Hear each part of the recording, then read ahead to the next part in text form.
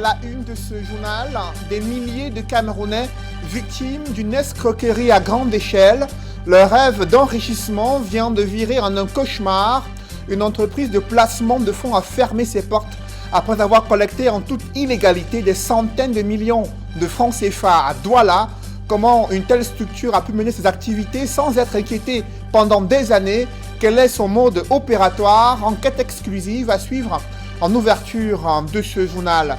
Alors que les Nations Unies appellent à un cessez-le-feu humanitaire et un dialogue inclusif pour le retour de la paix dans les régions anglophones au Cameroun, la guerre s'intensifie sur le théâtre de la crise anglophone et les forces de sécurité et de défense déclarent avoir tué un des chefs des groupes armés séparatistes. On en parle dans la page consacrée à la sécurité dans les principales villes du Cameroun.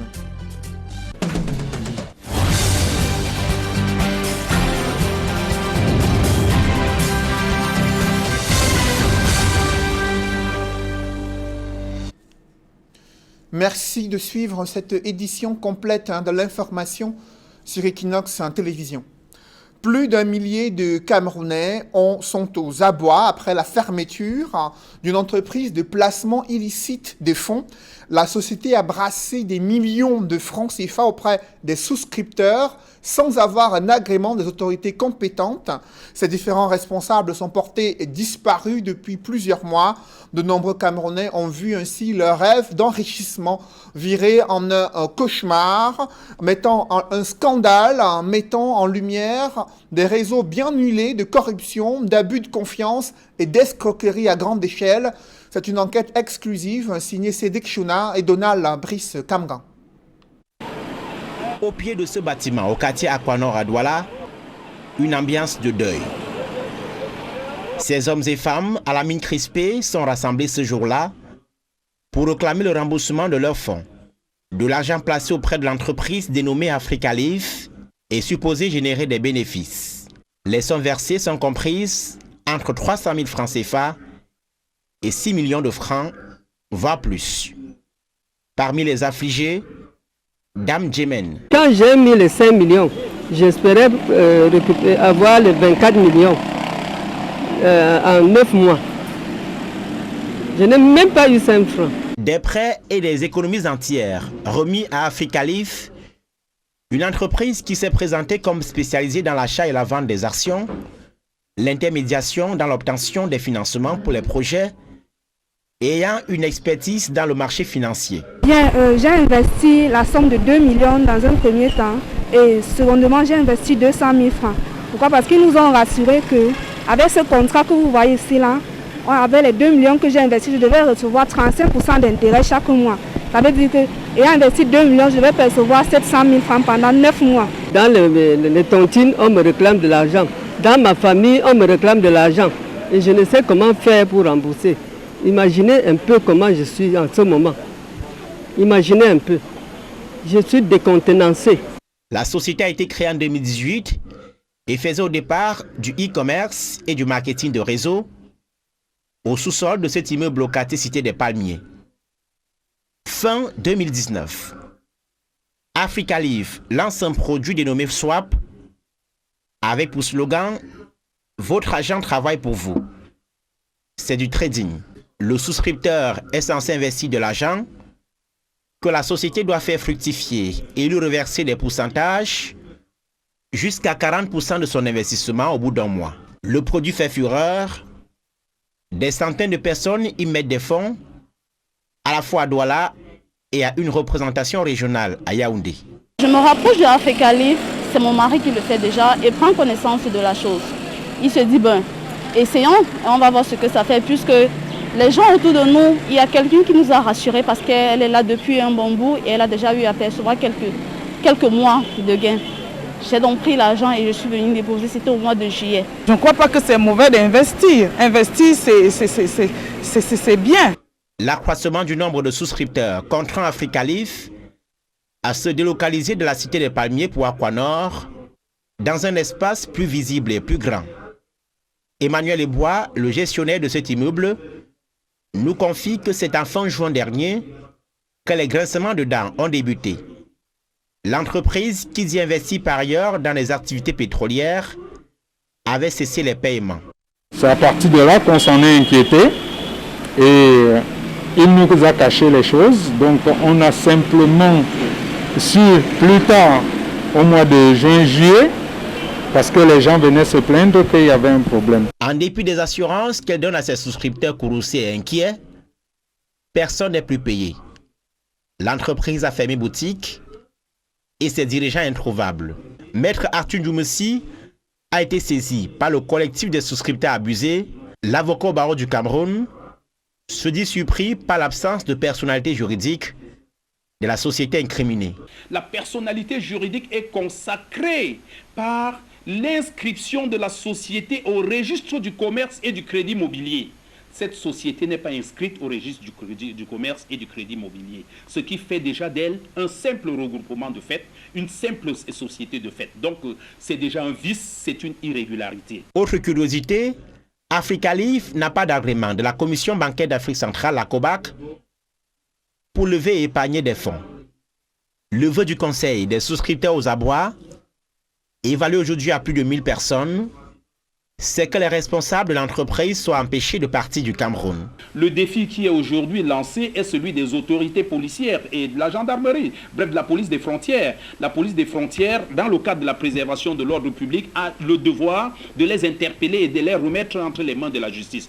Africa-Livre, qu'Equinox Télévision n'a pas pu joindre jusqu'à la fin de cette enquête, avait pour promoteurs les nommés Rose Boyomo, Benoît Minette et Eli Itongolo. L'entreprise était gérée par Sieur Claude Manga et Gilbert Amougou, principalement. Le tribunal de grande instance du Vori s'est saisi de l'affaire après une plainte pour escroquerie aggravée déposée par le Conseil des souscripteurs contre les mises en cause. D'après nos informations, Rose Boyomo, l'une des gérantes de Africa-Livre, a été placée sous mandat de dépôt à la prison centrale de Douala il y a près d'une semaine. Le préfet du département du Vouri a confié l'enquête à la Légion de gendarmerie. Les autres mises en cause sont toujours en cavale dans cette affaire qui rappelle le scandale de la Mida à Yaoundé. Après cette enquête exclusive signée Sédhic Chouna et Donald Brice Kamgan sur une escroquerie à grande échelle dans la ville de Douala, il y a d'autres formes d'insécurité qui préoccupent les populations dans ce contexte où des jeunes délinquants ont sémé la terreur dans plusieurs quartiers. D'autres artères de la capitale économique sont devenues le théâtre d'agressions à ciel ouvert. Malgré l'aménagement des postes de police, les populations se plaignent de l'absence des fonctionnaires de police pour garantir leur sécurité, constat fait dans certaines banlieues de la capitale économique, dans ce reportage signé Warren Zede et Kediara. Fantôme, c'est l'appellation qui décrit le mieux le poste de police de Konki 2. Nous sommes en pleine zone industrielle de Douala-Bassa, dans le quartier appelé Carrière, et nous sommes juste devant ce qui tient lieu d'un poste de police. Vous le voyez en image, au-delà du niveau des herbes, on a des parpaings de construction qui sont stockés, qui peuvent être un véritable repère de brigands. Pourtant, nous sommes effectivement devant un poste de police qui a été conçu il y a de cela 6 années par la population de ce quartier qui en avait marre des agressions à main armée et des crimes rituels posés sur la population. Et un poste de police qui a été occupé tout au plus pendant 2 mois par des éléments qui, en fin de compte, sont partis. Depuis pratiquement plus de 10 ans, le poste de police existe en Kongi. Il y a eu une période là où il y avait le commissaire de 11e qui avait affecté des policiers régulièrement. Il dormait là, mais depuis qu'il est parti, il n'y a plus de policiers. Alors qu'on avait aménagé ça pour la sécurité du quartier.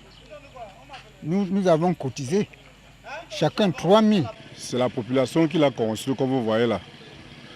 Moyennant les francs symboliques cotisés dans les ménages. Équipés, il y avait téléviseur et cityphone. En fait, ils n'ont pas mis l'homme dans leur service. Ils n'ont pas attrapé les bandits parce que Au même moment, on travaillait avec eux. En image, il s'agit donc effectivement d'un poste de police et non pas d'une maison d'habitation. La peinture qui semble fraîche sur le mur a été apposée par les populations qui le font en vue de dissuader les brigands et de faire croire finalement à ces gens sans foi ni loi que le commissariat ou le poste de police est occupé par des éléments de la police. À l'intérieur, on voit les vestiges d'un mobilier, mais lorsque vous scrutez véritablement à l'intérieur de ce poste de police, vous allez vous rendre compte que les tôles et le plafond ont été arrachés par les intempéries, par une bande de brigands. On ne saurait véritablement poser des réponses sur ces questions, mais toujours est-il que le poste de police de Kongui 2 est totalement désert. Ici, la sécurité des populations est confiée aux populations elles-mêmes.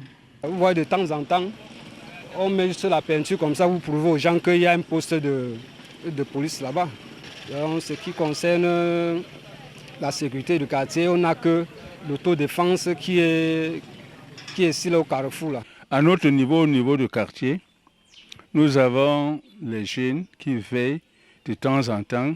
Mais pourtant, dans ce même quartier, vous allez le voir, les herbes qui envahissent ce poste de police et qui prouvent alors à suffisance à ces délinquants qui peuvent continuer de vaquer à leur sale besogne par des agressions, que ce soit de plein jour ou dans la nuit.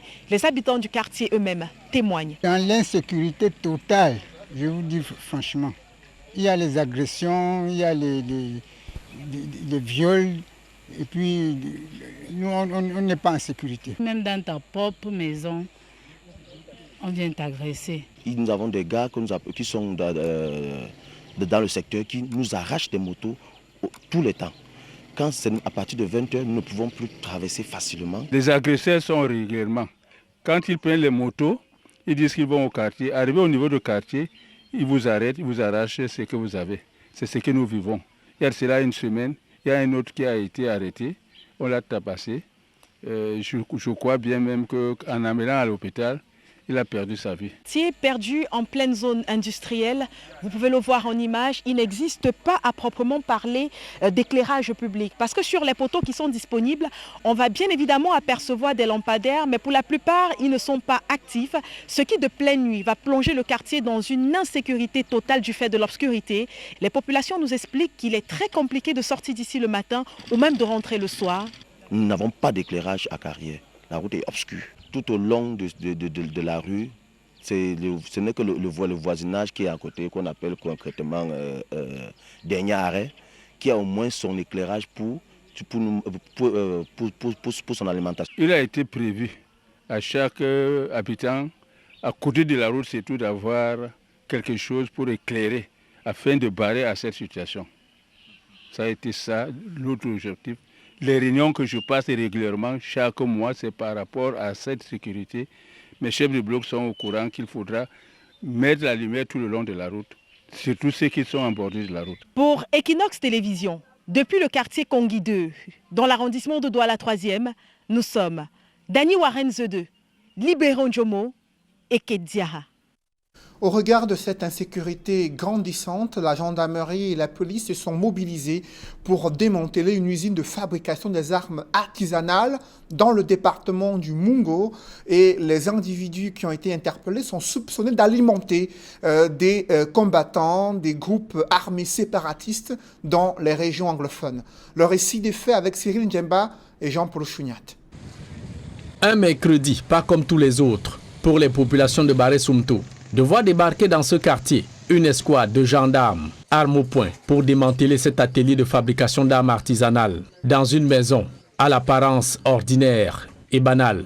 Les autorités administratives et sécuritaires n'en reviennent pas de l'existence de cet atelier. Nous avons eu un renseignement digne de foi qui est de source anonyme, qui nous a renseigné qu'il y avait une usine de fabrication d'armes ici, sous notre nez en Konsamba, avec un des calibre 12 de fabrication artisanale et des pistolets avec du matériel recyclé et des jumelles en dotation militaire. Ainsi fabriqués, les stocks d'armes artisanales sont livrés aux bandes armées dans la région en crise du sud-ouest, en croire le patron de la compagnie de gendarmerie Mungo Nord.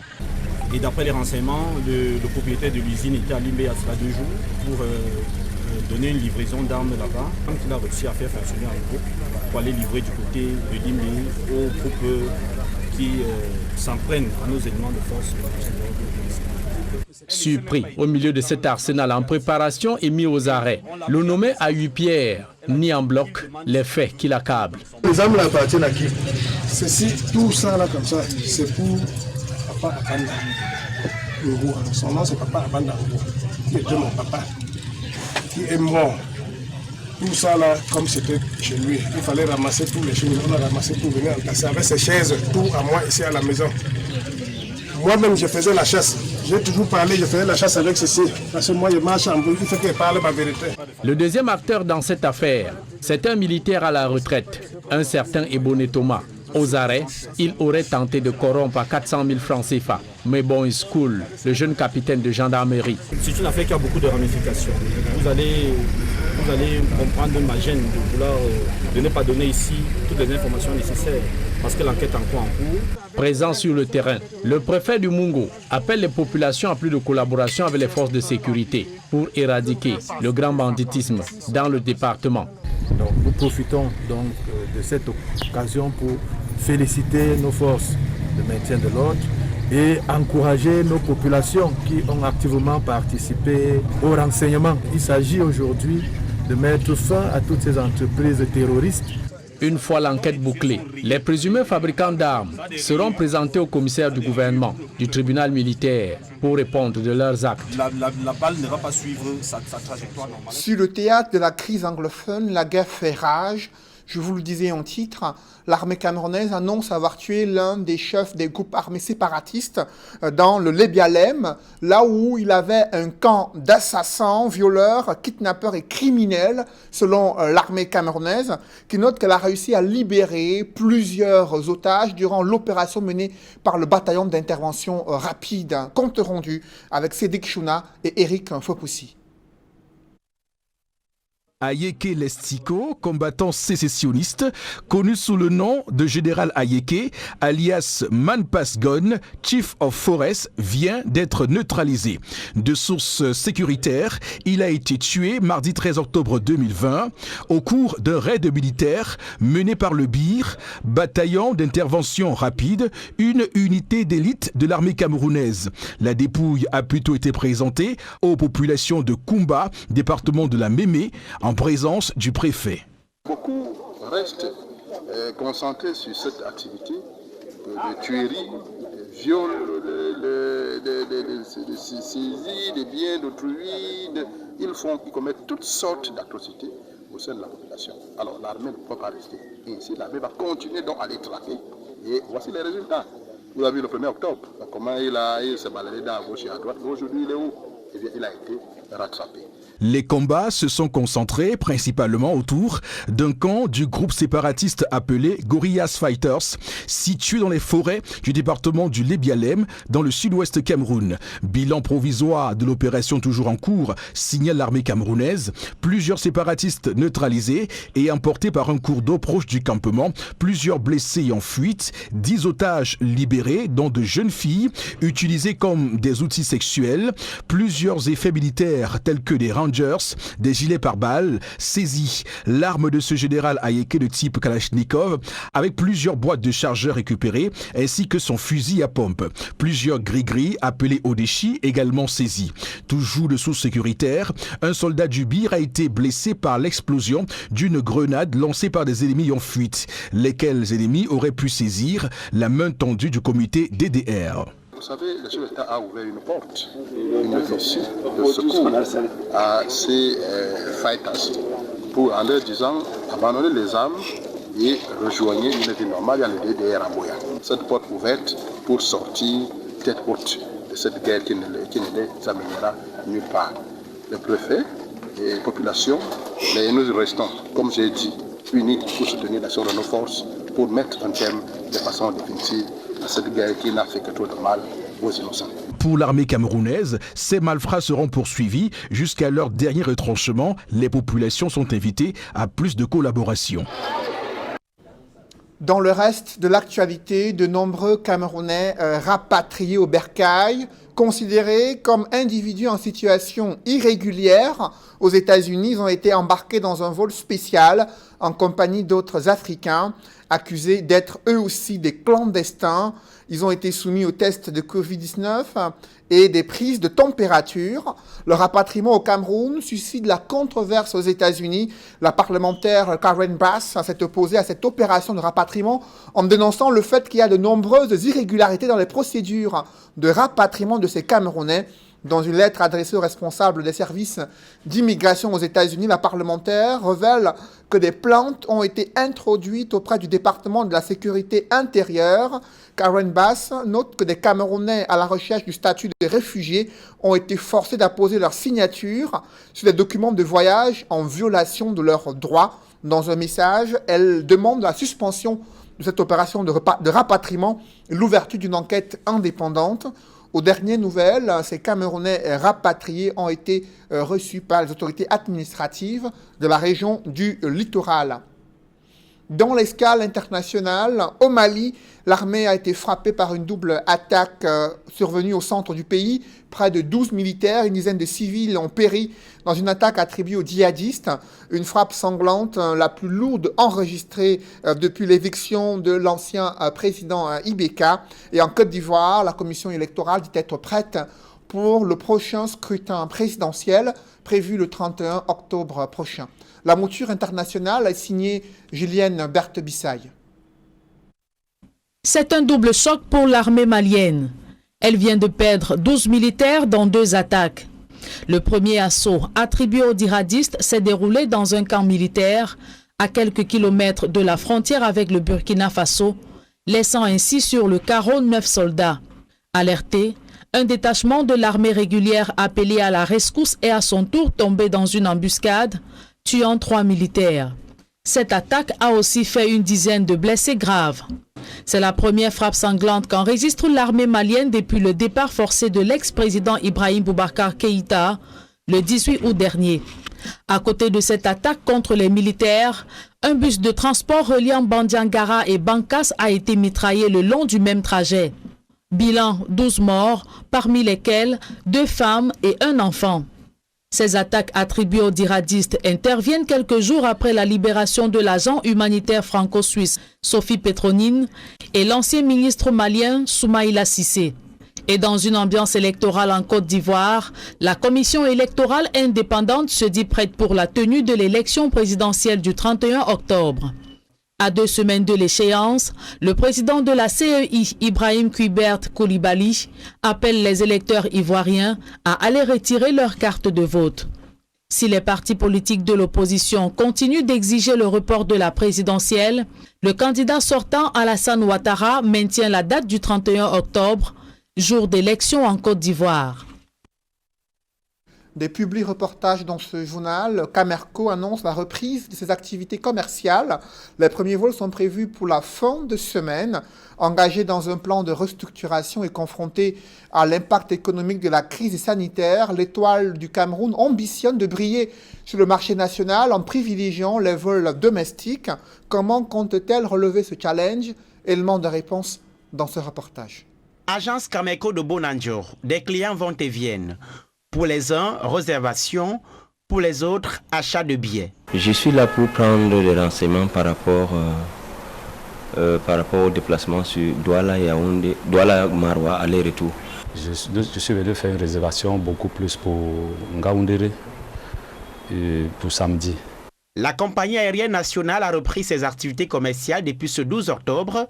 Les usagers sont invités à acheter leurs billets ou faire des réservations sur les lignes internes. Sur Garoua, ce sera 3 fréquences par semaine, le lundi, le mercredi, le vendredi, également le dimanche. Et sur Maroua, ce sera 3 fréquences, le mardi, le jeudi et le samedi. Pour la reprise de ces activités, ce sont 4 seuls lieux de région que Camerco doit desservir: Douala, Yaoundé, Garoua, Maroua, soit 42 vols hebdomadaires. Depuis ce matin, nous enregistrons des réservations par point de vente. Entre 8h et midi, on avait 20 passagers déjà, 20 réservations sur Douala, Yaoundé et vice-versa. La compagnie aérienne nationale annonce son premier vol pour vendredi 16 octobre prochain. Ce sera un test de son opérationnalité. et un challenge face à sa clientèle de plus en plus exigeante. Cameco est prêt à les accueillir de nouveau. Et je vais demander à tous les clients, aussi bien les Camerounais que les autres, de continuer, n'est-ce pas, à soutenir notre compagnie nationale. Et nous sommes prêts à les accueillir de nouveau pour les porter dans les différentes destinations que nous offrons. En raison d'une santé financière fragile, dans un contexte marqué par le coronavirus, Cameco a été contraint de mettre en congé technique plus de 65% de ses effectifs.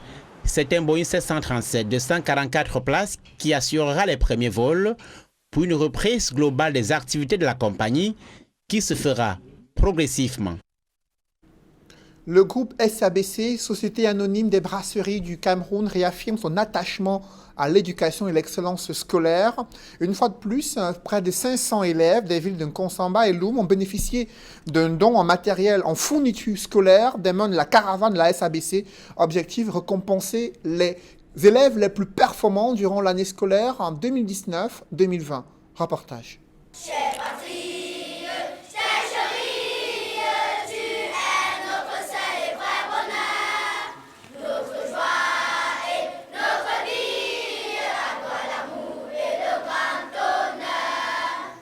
Des kits scolaires constitués de sacs à dos, de l'ensemble des livres inscrits au programme et même des gourdes d'eau pour étancher la soif des jeunes élèves. C'est avec les mains bien chargées que les équipes du groupe SABC sont allées à la rencontre le 9 octobre 2020 des élèves de Nkonsamba et de Loum pour primer un total de 500 élèves pour leur belle performance lors de l'année scolaire écoulée.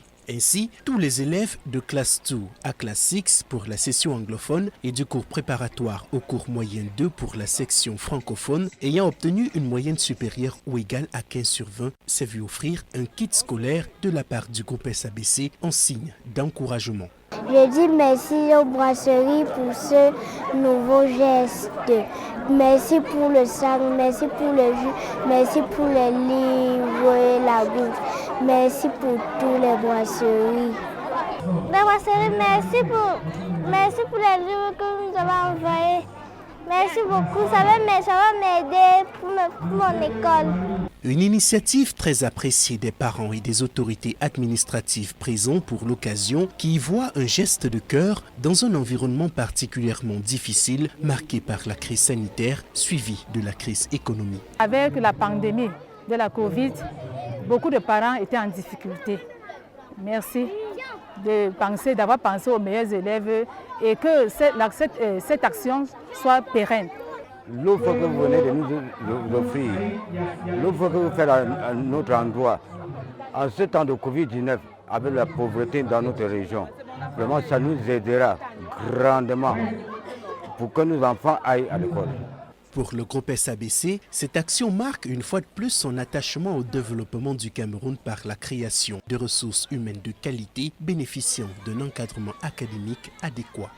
Dans un contexte aussi difficile de Covid-19, le groupe SABC, fidèle à son engagement sociétal sur le volet éducation, a tenu à accompagner les enfants en ce moment de rentrée scolaire.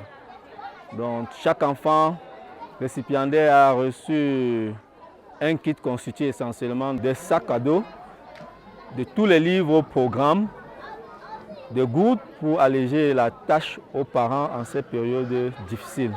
Après Loum et Nkonsamba, la caravane du groupe SABC entend primer un total de 1500 élèves méritants et poursuit son déploiement au chevet des familles et des tout-petits pour leur rappeler que le groupe SABC, c'est vous. Cette année scolaire, en 2020-2021, l'école de football des brasseries du Cameroun a mis un accent particulier sur la sécurité sanitaire, l'excellence scolaire et l'excellence sportive. Vous le savez, c'est une école de référence en matière de formation de l'élite de footballeurs camerounais. L'école de football des brasseries du Cameroun qui appartient à la Société anonyme des brasseries du Cameroun. Reportage. 31 ans déjà que l'école de football Brasserie du Cameroun poursuit ses objectifs qui sont de former et de promouvoir le talent footballistique des jeunes du Cameroun en offrant un confort adéquat pour l'épanouissement de ces derniers. La vision est restée la même, c'est-à-dire être l'académie de football de référence en Afrique centrale. Nos stagiaires ont évolué dans les plus grands clubs pour ça en Europe. Ils ont fait le bonheur des lions indomptables pendant très très longtemps sur plusieurs catégories de sélection. On a l'avantage de nos nouvelles infrastructures, puisqu'on a rénové le site, on a une nouvelle logistique en termes de bus. On a une organisation interne qu'on a aussi renforcée et améliorée, en plus de former des talents de football, parce que nous, ce n'est pas que le football. C'est aussi continuer à éduquer nos stagiaires sur le plan du civisme, de l'intégrité, de valeurs. Pour cette rentrée scolaire 2020-2021, murs, vestiaires, infirmerie, salles d'attente, open space, des rénovations qui permettent aux stagiaires d'être dans les bonnes conditions d'entraînement sportif et scolaire. Ça fait plaisir parce que quand la période était un peu morose, de voir le centre se développer, s'embellir comme ça, et c'était une belle satisfaction. Les stagiaires ont apprécié de revenir dans un cadre quasiment neuf, donc il y a vraiment de gros efforts qui ont été consentis par Groupe SABC. Ça remonte le moral, parce que 5 à 6 mois d'inactivité, et ça permet, quand on a des nouveaux habits, ça gonfle le moral et ça permet de repartir sur des bonnes bases. Une propreté du centre de formation de football qui vient aussi garantir le respect des mesures barrières face au Covid-19. Jumelé à cela, l'instant Covid, rassemblant les pensionnaires et dirigeants du centre pour une sensibilisation du comportement de tous à l'intérieur et hors du centre. C'est dans l'air du temps.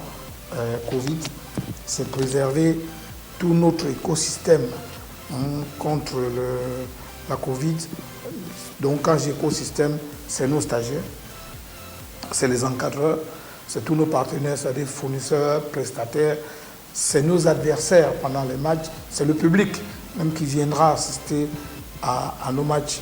Donc c'est vraiment un objectif fort que nous avons et nous sommes vraiment bien organisés dans le domaine, et en toute modestie, je dirais que nous serons les pionniers encore dans ce domaine-là de la préservation du monde du football contre la Covid.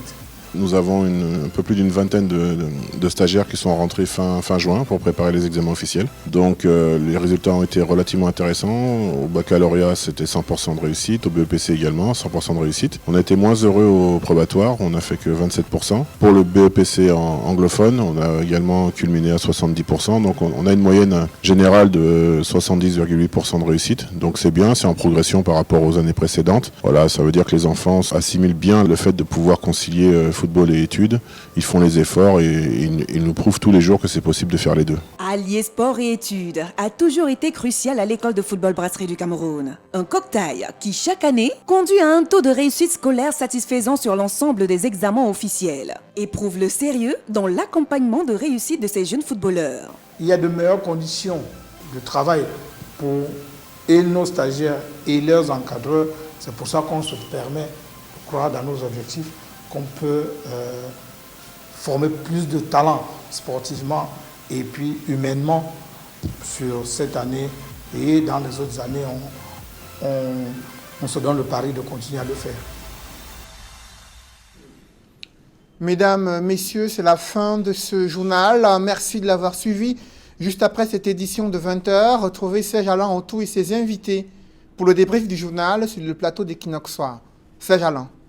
Démantèlement d'une usine de fabrication d'armes artisanales du côté du Mongo.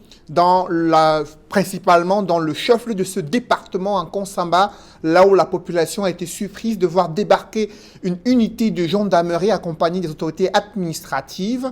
Et vous avez vu les deux personnes qui ont été interpellées. D'abord un civil qui a reconnu être en possession de plusieurs armes de fabrication artisanale, indiquant que cela lui sert pour la chasse, mais les forces de gendarmerie soupçonnent qu'il y a des liens avec la grande criminalité, également des liens avec les réseaux des groupes armés séparatistes dans les régions anglophones. Un homme en tenue en retraite a également été interpellé. D'autres informations n'ont pas été dévoilées à la presse, mais la question d'insécurité préoccupe énormément dans la région du littoral, région qui est proche et voisine du sud-ouest, l'une des régions en guerre dans la partie anglophone du Cameroun. Des Camerounais en situation irrégulière aux États-Unis d'Amérique rapatriés. Ils sont près de 100 Camerounais qui ont rejoint le bercail, rapatriés de force selon la parlementaire américaine Karen Bass. Ils ont été soumis au test de Covid, prise de température. Certains ont été reçus par les autorités administratives. Ils ont été reconnus être en situation irrégulière dans l'État du Texas. Eux qui sont passés pour certains par le Brésil.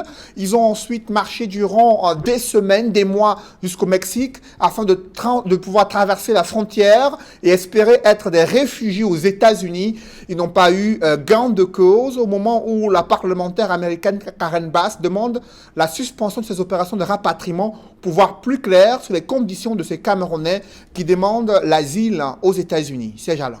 Voilà, madame, monsieur, c'est donc l'essentiel. Equinox Soir, deuxième partie. Bonne soirée à vous, Cédric. Bonne soirée à vous, Serge Alain. Rendez-vous demain. 20h.